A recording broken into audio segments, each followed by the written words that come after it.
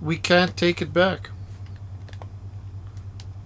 Right holds has been presented as violence, including silence, by the way. I know there's a poster behind Joe Walsh right next to his No Kings poster.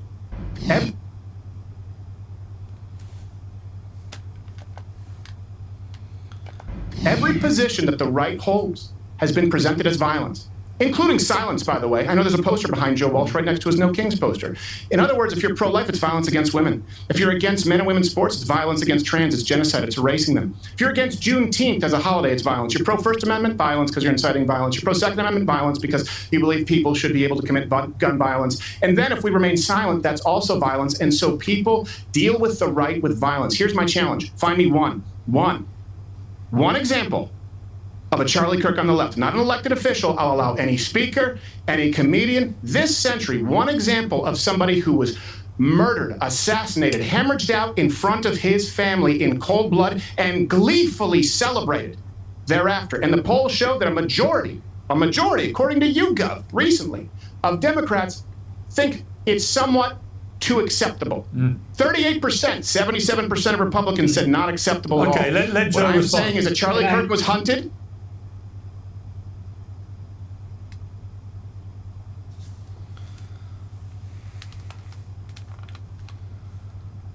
Every side before making up my mind. Ground News makes that possible and easy. It's independent, funded by subscribers and not corporate interests. Power back in your hands. Go to groundnews.com/peers to claim your 40% discount to the unlimited access Vantage plan and see what everyone else is missing. That's groundnews.com/peers. Every position that the right holds has been presented as violence, including silence, by the way. I know there's a poster behind Joe Walsh right next to his No Kings poster. In other words, if you're pro-life, it's violence against women.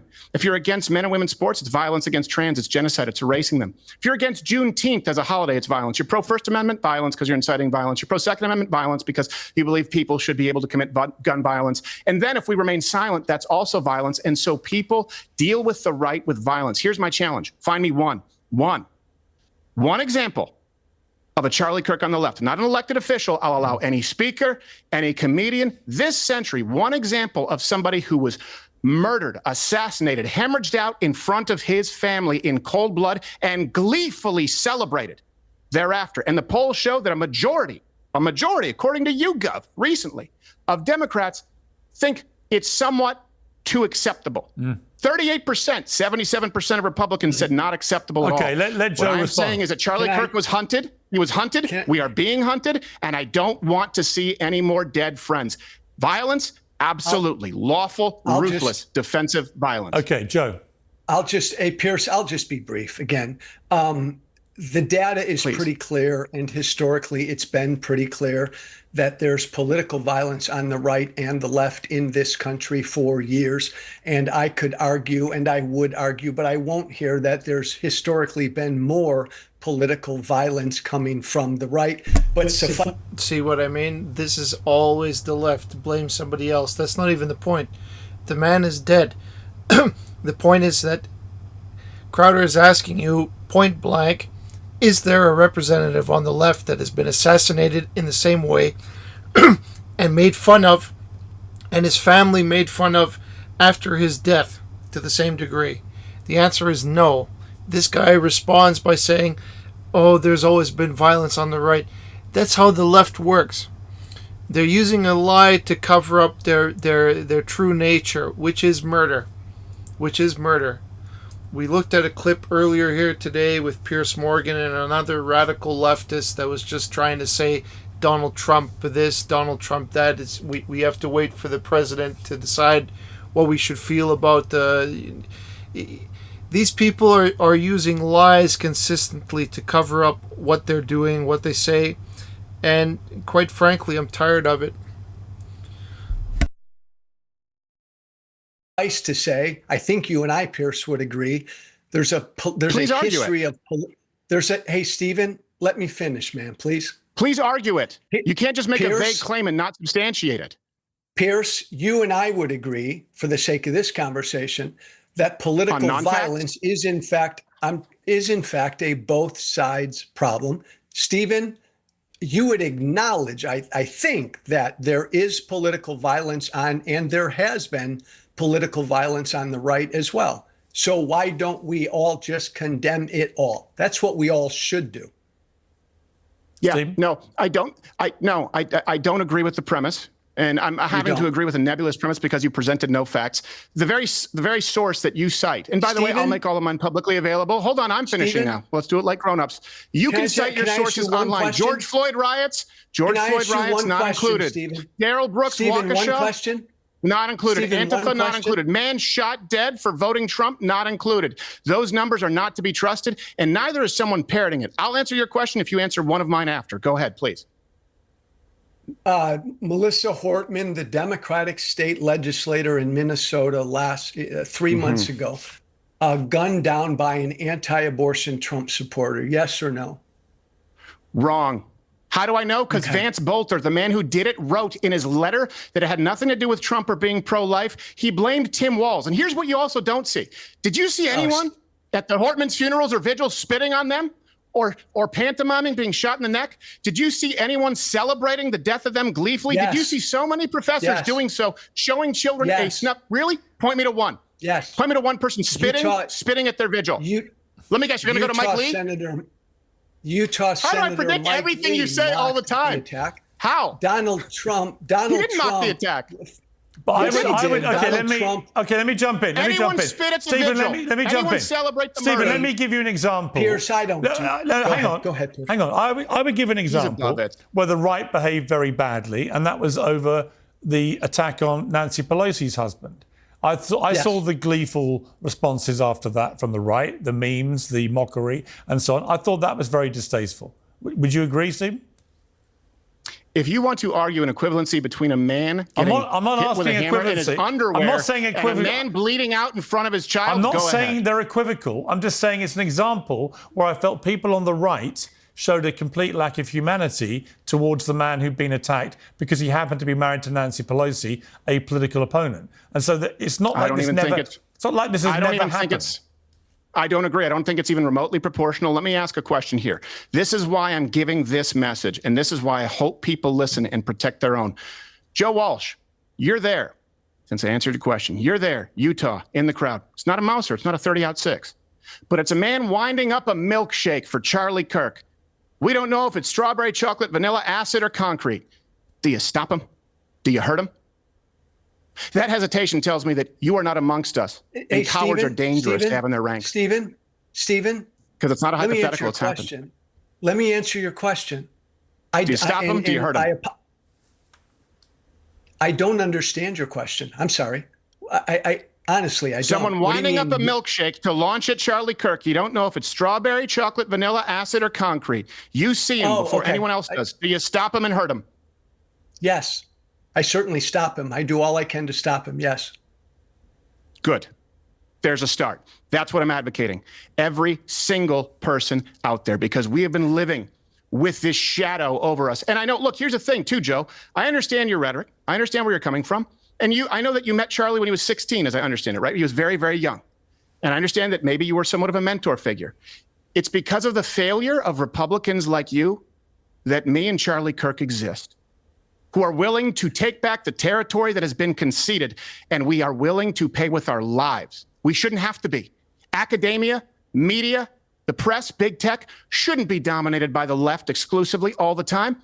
Charlie Kirk shouldn't be out there alone, sitting in that chair, taking on all comers. He shouldn't be inspired by people like me, who are comedians. He should have been inspired by people like you. Instead, he was inspired to go the other way. Maybe that's why he said he sold his soul for Donald Trump before the body was cold. Still want to do the no true Scotsman holier than thou thing? And Stephen, I'm assuming you would do the same, correct? If somebody were throwing a chocolate milkshake at a left-wing speaker, correct? No, the reason I bring it up is because we didn't. We didn't, and I've had them launched at me. Would you, Stephen? And the reason, would you? No, I didn't. Would you? And now I would. Now I would. Because now I would. Yes. Have I answered your question? Yes. Now I would, and I advocate that everybody else do the same by any means necessary. So Stephen, common ground. You and I, two Americans, would both stop any politically violent attack on any public figure or speaker that we saw. You and I agree to that. And you and I hope, would both agree that we should condemn all political violence. End of story. I am condemning, of course, all political violence. It is coming from one side, and the prescription is ruthless, aggressive. Yeah, I don't believe Joe for a second that guy would try to stop any kind of violence against Charlie Kirk. And again, this guy tried to say we're both decent Americans or whatever. This guy isn't a decent American. He's a liar, and he's a fraud, and he's a coward. And I'm happy that Steven Crowder put this out because, let's face it, the left is not playing by any rules. They reinvent the rules, eh? That's why they're ahead of the game, and they never will stop. The fact of the matter is that if you're going to go out there in any of these realms, let's say in the university or anywhere you try to re-educate or speak to people, it's a very real threat you're going to face. And people are not daring and people are not courageous. Charlie Kirk was both of those things, and let's say that specific individual, that kind of special personality to engage, I'm sure he was afraid for his life to some degree, but that wasn't enough for him to stop.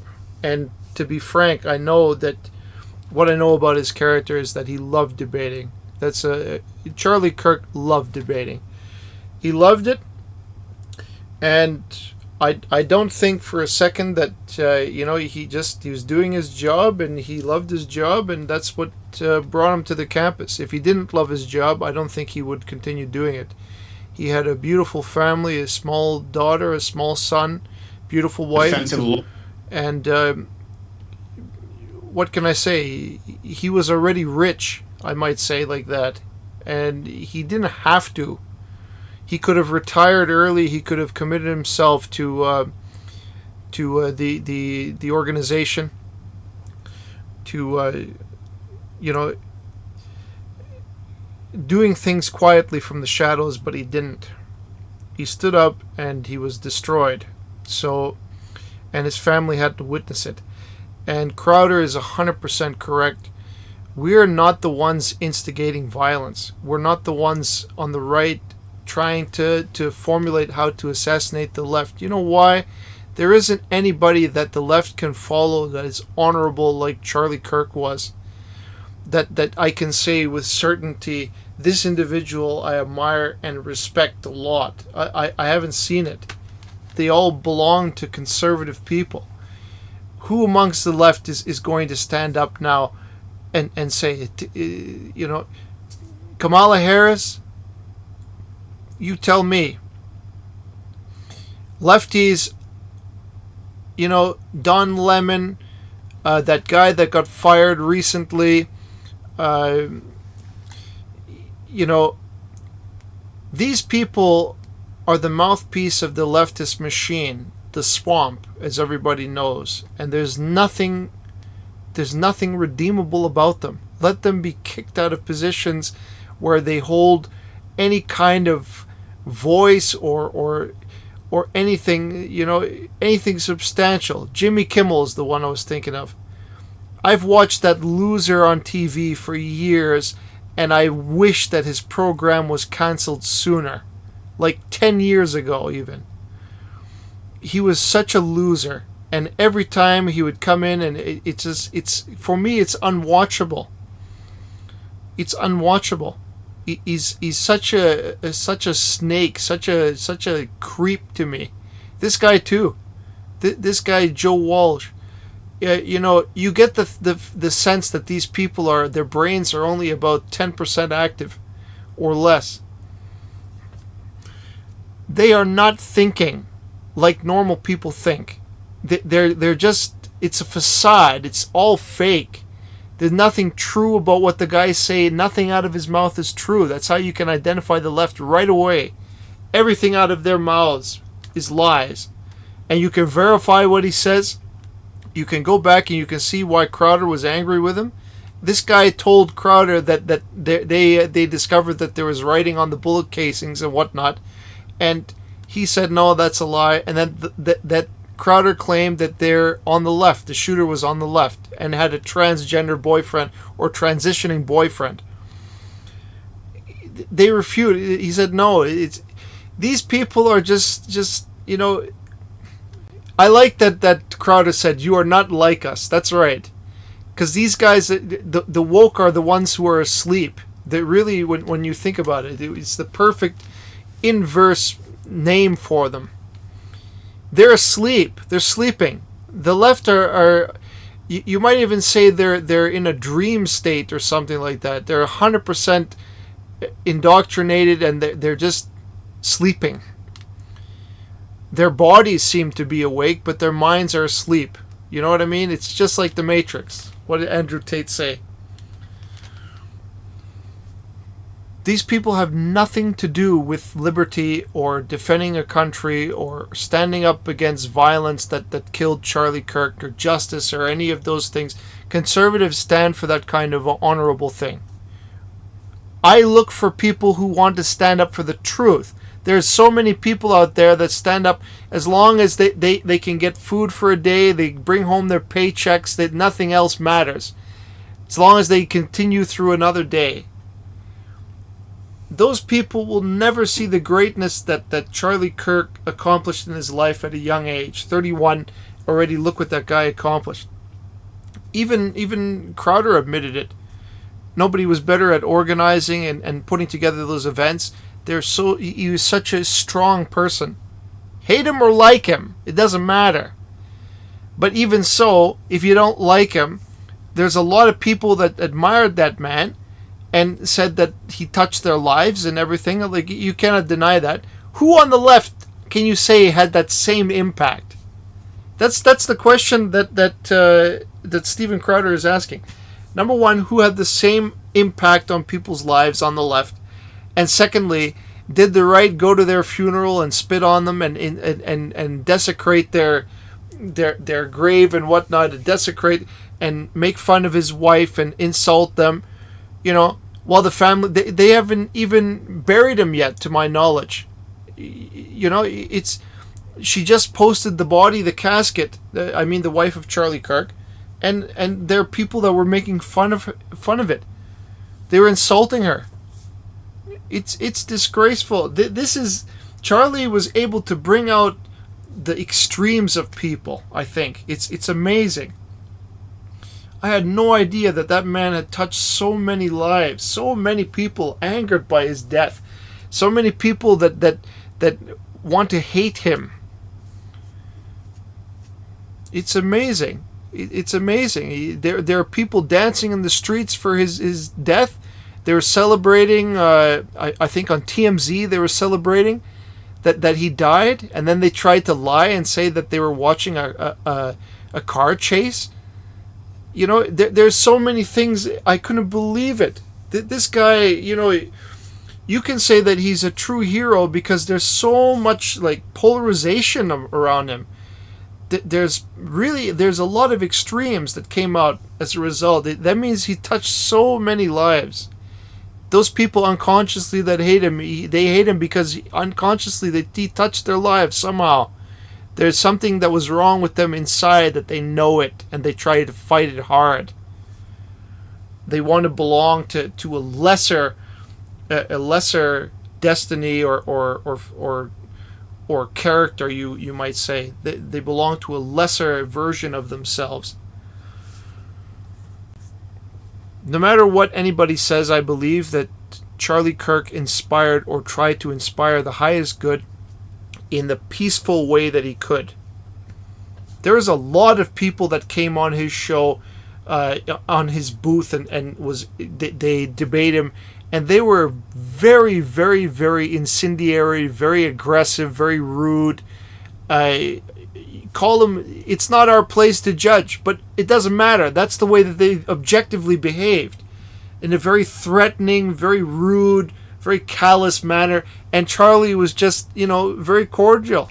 It's okay, and he tried to negotiate with him in a very peaceful, methodical, de-escalate the situation kind of way. Charlie, that's how he is. We've seen it on TikTok, unless you've been living on the moon. Everybody can see his work. you can see how he debate people very, very carefully, very careful how he chooses words, everything, and try to de-escalate if there's somebody in the crowd, or they just get rid of that person, the next person on the mic. Very simple how he dealt with it, and he was very good at dealing with them. There's nothing more to say. But I am 100% with Stephen, because so few of us get to be in that position where you can interview people in that same way that Kirk did. And we all know Steven Crowder as a comedian, as a political representative for himself, for his ideas. He did that change my mind thing. I watched a lot of his videos too. They know firsthand the danger you face in that position. And that's what he's saying. He's asking these people to protect themselves should they stand up. Because, of course, if you can prevent your own death, that's rule number one. I can see that the death of Charlie Kirk has really had a tremendous impact on Stephen. I don't want to say it radicalized him, but maybe it did, and rightly so, because the man is dead, and it could have been Steve. Any one of those times that he was attacked. So, why would he not advocate violence? It's not even violence, really. It's protection violence. Protect your lives. Very, very seriously now. That's what Steven Crowder is trying to say. Protect your lives by any means necessary. That's what he's saying. You have to, as a conservative, you have to watch your back with like 10 eyes. So that's it. That's the conclusion of the video. Please like and subscribe if you like my channel, and please help me grow. I don't know if YouTube is trying to shadow ban me. I don't know. Nobody's viewing it, so let's see how it goes from here. Thank you.